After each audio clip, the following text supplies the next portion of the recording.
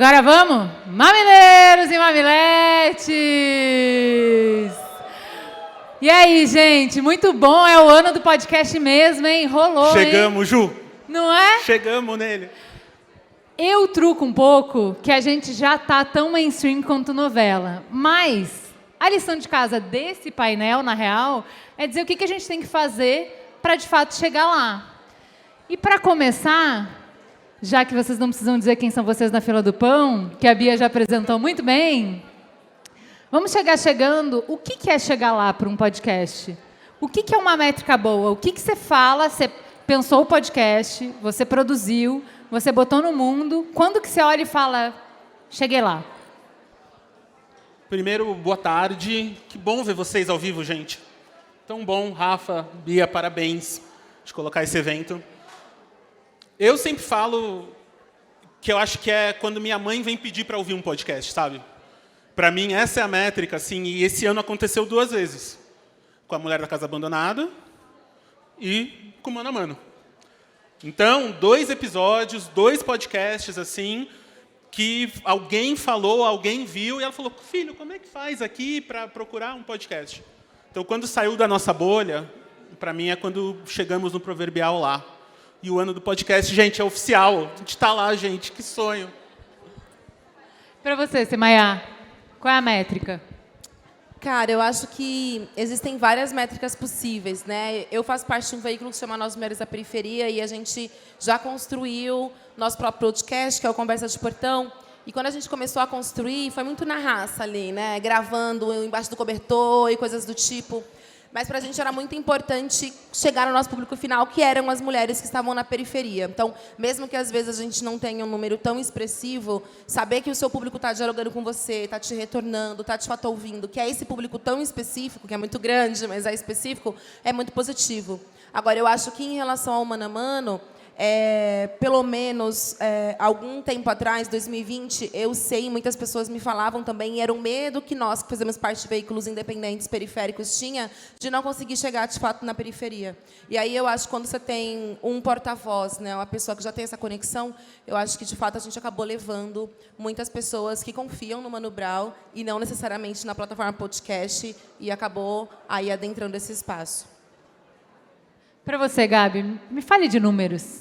Me dê números. Porque a Semaiá está falando de 2 objetivos diferentes. Então, para a mesma mídia, podcast, para objetivos diferentes, para investimentos diferentes, para um tamanho de perna e de fôlego diferente, o sucesso pode ter métricas diferentes. O que é um número de sucesso para podcast? Cara, eu acho que o olhar que a gente tem hoje, o podcast ele saiu da tela dele e ele chegou em outras telas. A gente olha hoje dentro do TikTok, a gente tem uma hashtag que é Play no Podcast, que tem mais de 700 milhões de views. E muita gente acha que é porque o podcast trouxe o vídeo, o fator vídeo, que eu acho que de fato ajuda, principalmente quando a gente tem fatores mais de sociedade, celebridades, criadores de conteúdos, a fofoca do dia ali que foi dita num podcast. Mas a gente tem formatos, inclusive hoje dentro da plataforma, que é de voz. Então, se a pessoa, mesmo que ela não tenha imagem, ela consegue subir um conteúdo num formato de ondas de voz. E isso você consegue, que é muito do que ela falou, você consegue chegar em outros lugares, você consegue falar com outras pessoas, você não tem uma limitação de você precisar de um aplicativo específico ou de um formato específico para chegar em lugares. É a casa abandonada, é a Mulher da Casa Abandonada, é a entrevista do Lula no Mano Brown. Então, é chegar a lugares, é conectar com pessoas, é fazer com que as histórias sejam contadas. E eu acho que, para a gente, isso, quando eu olho para o sucesso, é isso que eu vejo.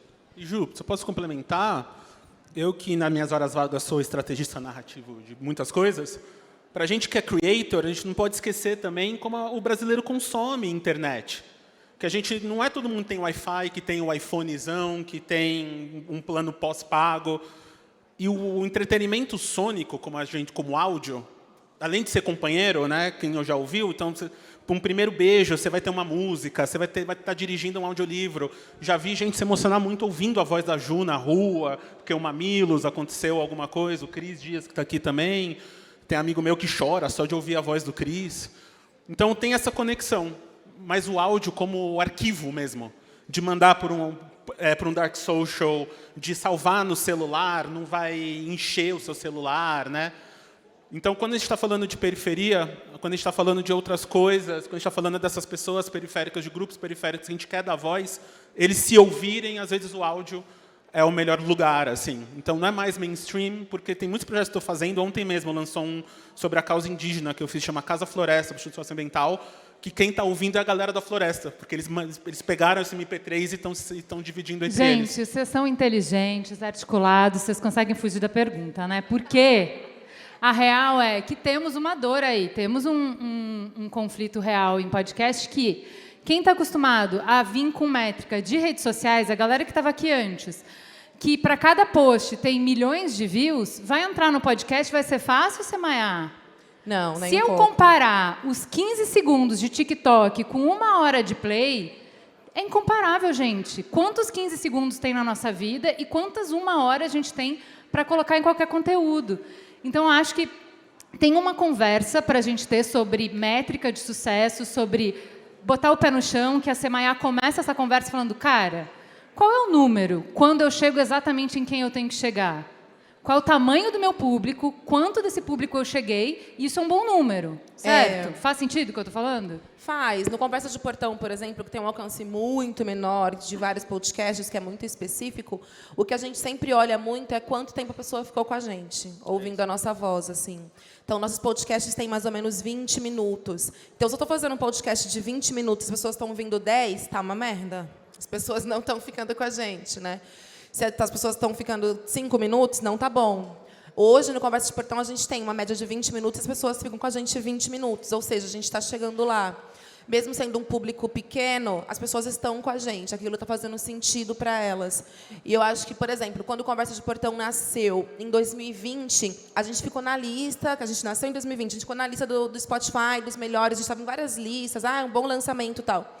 Mas a gente também sabe que o mercado de podcast agora explodiu. Então, assim, tá em lista, tá muito difícil, assim, né? Principalmente para quem trabalha só com áudio. Então, você precisa estar ali com alguma evidência nos tocadores e tal. E essa concorrência está cada vez maior, o que faz com que a gente também dispute cada vez mais esse espaço.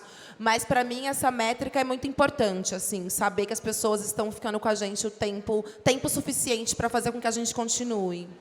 Eu acho que num painel que fala de crescimento é importante porque se a gente vender sonhos que dão certo para 2 ou 3, eu acho que a gente perde a essência da podosfera moleque, que é construa sua audiência e existe nicho. A essência do podcast desde o início foi conseguir conversar com uma comunidade. E às vezes não vão ser milhões de pessoas. Isso não quer dizer que você não está atingindo sucesso. Mas, se a gente quiser chegar em 1 milhão, se quiser dar bilhão, se a pira for, como é que a gente chama? O fetichismo da volumetria, se é sobre isso, falaram já, eu já ouvi falar nessa de, o ano do podcast vai chegar, o que precisa ter para o podcast acontecer? Que faltava para o Brasil o Serial, que é aquele podcast que qualquer pessoa escuta, que transborda de podosfera e de internet e pauta veículo. Temos? Temos. É Chico Felice, fez esse ano. Era Casa Abandonada. O que isso significa? Teve 2, acho. Que teve o primeiro, que molhou, né, o pezinho ali, que é o Projeto Humanos, o caso Evandro, especificamente, a 3ª ou 4ª temporada, né, do Ivan.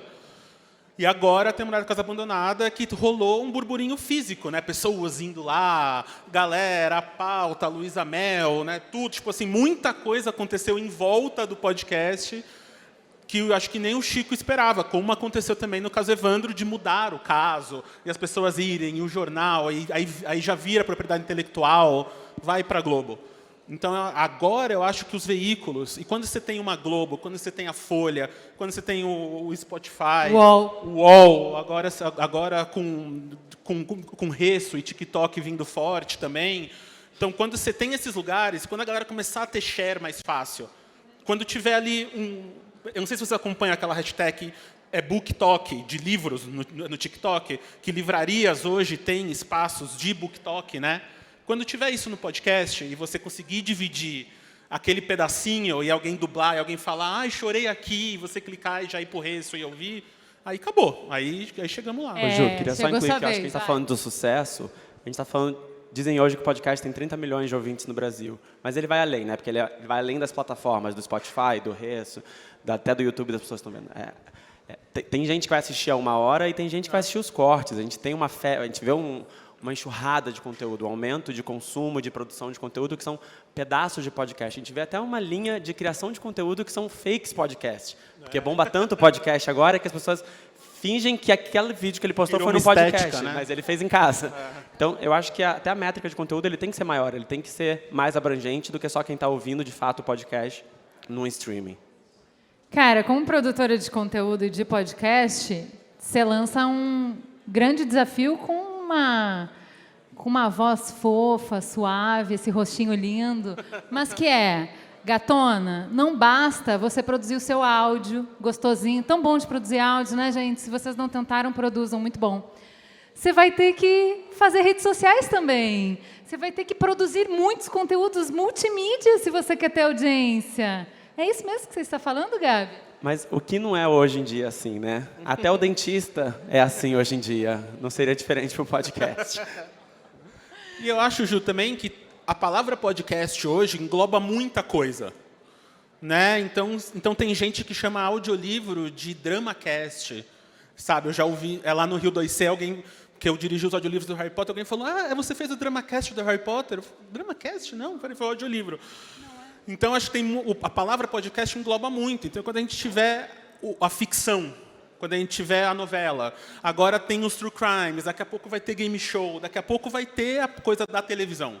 Porque hoje o podcast quase sempre é o MesaCast. Você senta, conversa, bate um papo, como é o do Mano, que é um formato incrível e muito brasileiro. Um formato muito brasileiro que a gente Não, gente, espera aí. Ouçam o Projeto Quirino, não é MesaCast, é um projeto incrível, muito bem feito. Não é, Casa não. Floresta, de novo, por favor, ouçam. O tempo de MesaCast, como o único formato ou dominante no Brasil, eu acho que deixamos para trás. Assim. É muito mais difícil de produzir, muito mais caro, é muito mais sofisticado, mas acho que muito orgulho de fazer parte dessa caminhada. A gente já esteve em painéis como esse, falando, sabe por que as pessoas não escutam podcast? Porque é pobre a cena brasileira, né? Só tem isso, aquilo. A hora que tiver podcastzão, bonzão mesmo, aí a galera vai vir. E, assim, já temos. E aí eu queria te perguntar, Semaia, já que a gente está nessa do consumo snack, do rápido, do simples, do divertido, da novela, do que viraliza, da fofoca e tal, que espaço que tem para conversar temas densos, que são desconfortáveis, por 1 hora? Qual é o espaço no mundo para isso? Gata, difícil. Mas eu queria só complementar um pouquinho o que vocês estavam falando antes, que eu acho que esse lance do áudio é muito massa, porque as pessoas se conectam com a nossa voz, né? O que eu mais escuto é tipo, nossa, você é a menina da voz. Nossa, eu gosto tanto da sua voz. Quando a sua voz aparece... Então, sei lá, eu consumo Mamilos há muito tempo. E eu gosto de vocês, assim. As pessoas, hoje em dia... O dentista também precisa fazer as redes sociais, que as pessoas se conectam com a gente, né? Elas confiam no que a gente está fazendo. Então, muito do sucesso do podcast do Mano a Mano é porque confiam na figura, na trajetória do Mano Brown. Mesma coisa, eu faço parte de um veículo de comunicação. Então, confiam no nosso veículo. Então, por isso, vão procurar o nosso podcast, porque tem esse vínculo, né? E aí, para falar de coisa densa, porque eu sou chata jornalista, assim. Eu sou essa pessoa que vai olhar para os números. Eu acho que essa experiência com o Mano a Mano deu uma casada muito legal, assim, porque é entretenimento, porque eu acho que tem tudo a ver com a história do rap nacional, né, com a trajetória que tem ali. Então, mudou muito o interlocutor, assim, sabe? A pessoa que está entrevistando fez com que as respostas fossem diferentes de cada convidado que passou ali. Então, eu acho que isso já é uma coisa que dá uma diferença, assim, sabe? É entretenimento, mas eu quero saber que perguntas essa pessoa vai fazer. Mas eu estou interessada no papo que vai ter ali, porque eu quero ouvir o que aquela pessoa vai perguntar. Então, acho que tem esse ponto primeiro. E eu acho que a gente consegue casar isso com informação de qualidade, bem apurada, cuidada. Então, acho que foi uma junção que funcionou muito bem. Mas, ainda assim, eu acho que os podcasts de notícia têm ganhado um espaço muito grande, né? Sei lá, Café da Manhã, O Assunto. São veículos, né? Podcasts que hoje estão muito no nosso dia a dia também, que é um jeito da gente dar a notícia. Que, às vezes, a gente fala de uma coisa densa, curtinha ali, sabe? Eu acho que no Mano a Mano a gente tem muito esse passeio. O Mano Brown tá ali num lance super sério e depois não tão sério, aí vem uma risada. Então, isso traz uma leveza. Mas eu acho que a gente está cada vez mais aprendendo a consumir Projeto Quirino, sabe? É uma história super densa. Projeto Quirino.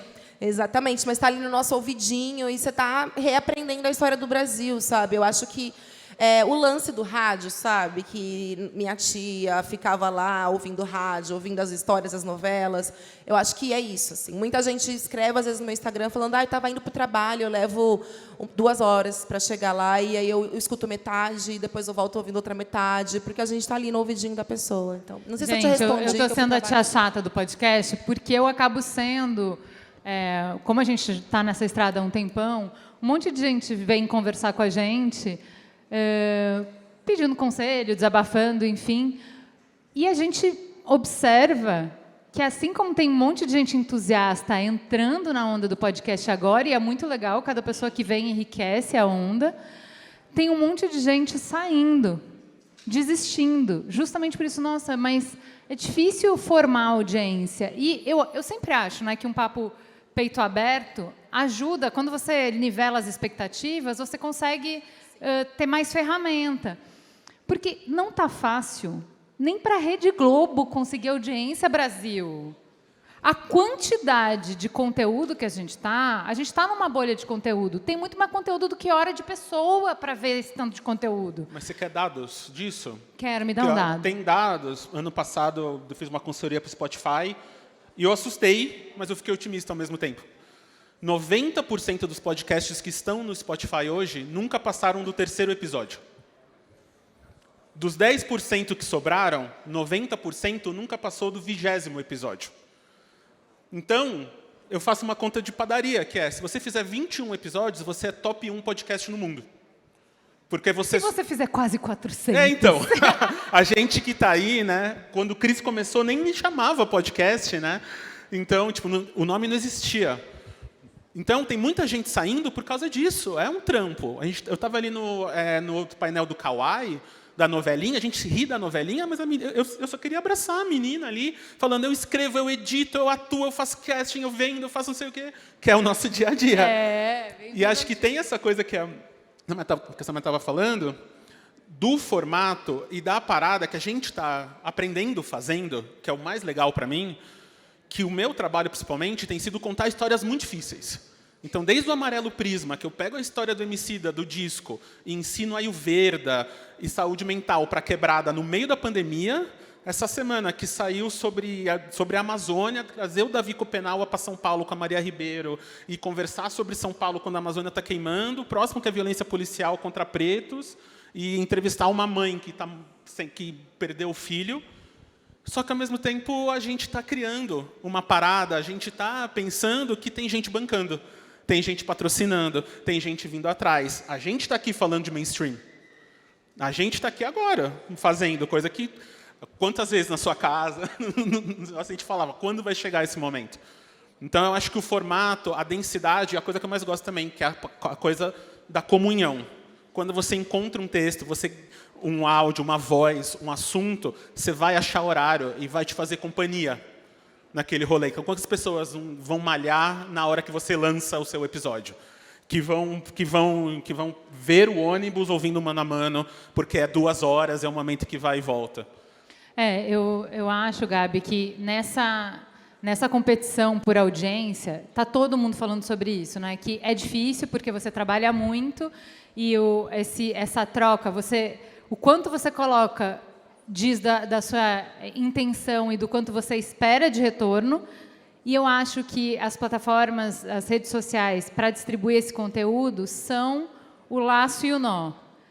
De um lado, sufocam o produtor de conteúdo que já tem que fazer mais plataforma e mais conteúdo, e nunca é suficiente conteúdo, tem, né, viver em função do algoritmo, acho que é enlouquecedor, mas, ao mesmo tempo, é o que nos ajuda a manter a independência que o podcast tem na sua origem.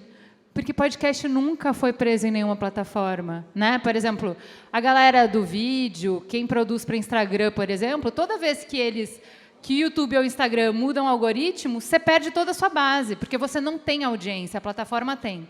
O podcaster sempre teve audiência, que é o que a Semayá está dizendo, é o que o Isidoro está dizendo. A gente construiu a nossa audiência e você podia escutar em qualquer tocador.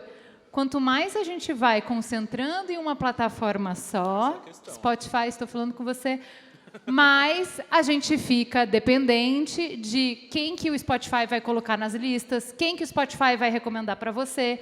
E aí o TikTok é um bom aliado para o produtor de conteúdo, para você voltar para a lógica de que eu vou fazer a minha distribuição. Então, eu vou manter o meu público através do TikTok engajado, através do Instagram engajado. E que traz o poder da comunidade, que eu acho que é a grande diferencial aqui, que foi o diferencial da Mulher da Casa Abandonada, por exemplo. Que era um podcast que estava grande, que as pessoas tinham interesse, as pessoas comentaram no Twitter, mas é a hora que ele bate no TikTok que ele explode, que ele vai para a boca do Luiz Bach no Cidade Alerta. Essa é a transição ali. Eu acho que essa distribuição de conteúdo feita pela comunidade, que é o jeito que o TikTok é feito hoje, todo mundo sempre pergunta, mas como é que eu faço para bombar no TikTok? Falei, tem que perguntar para as pessoas, porque o algoritmo funciona. E hoje eu acho que a gente tem um algoritmo muito refinado, eu acho que é uma dos nossos carros-chefes dentro da plataforma, que é a entrega do conteúdo de acordo com o seu interesse. E eu acho que a gente está muito bem nisso, e eu acho que hoje é um aliado muito grande para um criador de conteúdo, seja ele podcaster ou não. Então, eu acho que a diferença para o podcast é isso, é quando você vira a cultura das pessoas, é quando você entra na conversa do dia a dia. E o TikTok tem sido um aliado para isso. Gente, a última perna que está faltando nos nossos últimos 10 minutos é como é que a gente monetiza. Porque muita gente que eu vi desistir... Você quer falar isso em 10 minutos, Ju? Lógico. Lógico. Vamos resolver o problema do podcast, do mercado, em 10 minutos. Porque eu acho que é isso, né? Assim, acho que a gente está descobrindo ainda qual é a verba que é possível. A partir da verba que é possível, a gente sabe quanto que a gente pode usar de produção. Então, um teatro pode usar os mesmos profissionais da TV e não vai pagar a mesma coisa porque teatro não gira esse dinheiro, né? Um comercial de carro vai usar o mesmo cara do cinema. Esse cara não vai ganhar igual quando está trabalhando com publicidade e quando está trabalhando com cinema. E o que eu estou vendo é a gente está descobrindo ainda que bicho é esse do podcast, de qual é o tamanho da nossa perna e como é que a gente vai fazer isso se pagar. E aí, o que vocês já descobriram que vocês podem compartilhar comigo? Falo por mim, de 20 anos de carreira de cinema, televisão, essa vida pregressa, essa barba branca com 18 anos. O audiovisual, o podcast, para mim, tem sido o melhor lugar para exatamente disso, porque com muito pouco eu consigo trabalhar. Eu vou usar aqui aquela hashtag Vem Coisa Boa por aí, não posso falar ainda, mas só que me sigam as redes, aí logo mais a gente pode falar. Mas antes era muito caro eu projetar a imagem na cabeça das pessoas.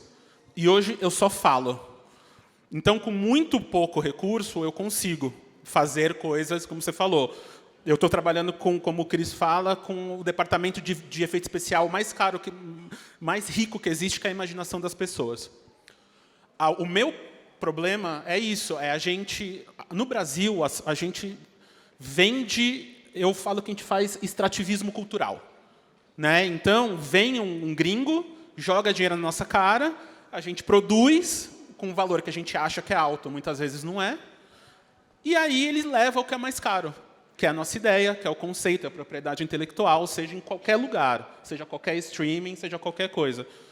Eu, pessoalmente, gosto do podcast nesse lugar, porque com pouco dinheiro eu consigo provar uma ideia, consigo criar alguma propriedade intelectual, consegue virar outra coisa. Tipo, vocês têm curso, a gente tem curso, você vê o Ivan indo para a Globo, já vira Globoplay, o Homecoming, né, a Gimlet, que vai virar série da Amazon, a Netflix está com 4, 5 séries, começaram em podcast, tem podcast que está virando livro. Então, tem muita coisa que está acontecendo em volta que para mim é uma monetização torta, né? Então é a parada assim de tipo não necessariamente é o halo, né? Não necessariamente se você usa o podcast como uma coisa barata, como uma prova de conceito para criar comunidade, para falar coisas pesadas e tal, mas tem tudo isso em volta. Então, por exemplo, você pega um livro do Mano a Mano com as perguntas, com as coisas, é um material de estudo, é uma outra parada, você vai para um outro lugar. Então, eu adoro esse lugar de underdog, de conseguir produzir muito com pouco dinheiro, mas, Semayá, volto no... Ouça um Projeto Quirino. É um projeto caro, cara. Eu entrevistei essa semana o Thiago, 20 pessoas envolvidas. Com a grana que eu conheço de podcast, difícil viabilizar, né? E aí, como é que a gente vai atrás da grana real e não grana de um áudiozinho aqui, a gente produz rapidinho, eu mesmo roteirizo, nem precisa de roteiro, é só um podcast, é só sentar, o meu primo edita. Como é que a gente traz o big money para fazer o que a gente quer de verdade? Pesquisa, ir atrás. Tem um monte de historiador envolvido, viaja para ir atrás das histórias, para apurar as histórias. E aí, cadê o big money? Eu não sei, Ju, se você... Eu realmente não sei. Quem tem o big money aí, levanta a mão, por favor, gente. Estamos procurando. Pode procurar Agora é sua hora.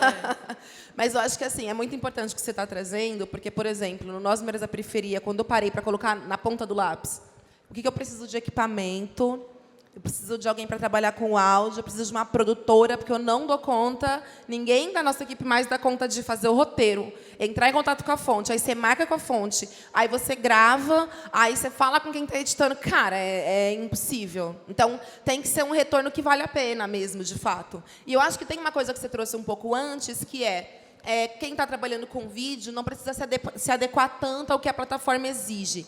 Mas esse boom também de podcast está exigindo do mercado uma formação de pessoas que eu acho que não tinha na quantidade que a gente precisa. Assim. Então, por exemplo, o Nós Mulheres da Periferia só trabalha com mulheres. Cara, eu preciso de sonoplastas, eu preciso criar trilha, eu preciso que seja uma mulher para criar isso daqui. Tá difícil. A gente tem uma que é incrível, a gente precisa de mais uma. Como é que a gente faz? Produtora, uma pessoa que pensa o roteiro para áudio, é completamente diferente um roteiro para áudio do que um roteiro para vídeo. Então, eu acho que é uma construção que a gente ainda está em processo. Tipo, eu estou em processo, né? Quando eu faço um texto para eu narrar, é uma coisa. Mesmo quando a gente está numa entrevista, como é no Mano a Mano, por exemplo, a gente precisa tomar cuidado com isso. Às vezes a gente coloca uma informação ali só no áudio que vai chegar para a pessoa de outro jeito, a gente tem que contextualizar, sabe? A gente tem que tomar cuidado com a entonação da nossa voz. E isso é muito mais delicado quando você lê um texto para estar no ouvido das pessoas. Então, eu acho que tem habilidades que a gente ainda não está tão maduro. Você pode me dizer se eu estou falando errado ou não. Concordo, porque você... concordo. 200%. Mas eu acho que tá ainda em processo essa construção. Então, eu acho que é uma resposta que a gente ainda não tem. No Nós, por exemplo, a gente fala de coisa séria, a gente fala de jornalismo, né? É um jornalismo feito por mulheres. Então, muita gente entra em contato, a gente faz séries especiais, a gente vende o nosso serviço também pela nossa perspectiva. Tipo, a gente conta a história assim, então interessa algumas fundações, algumas empresas, para a gente até vender esse conhecimento, esse jeito de fazer o roteiro, esse jeito de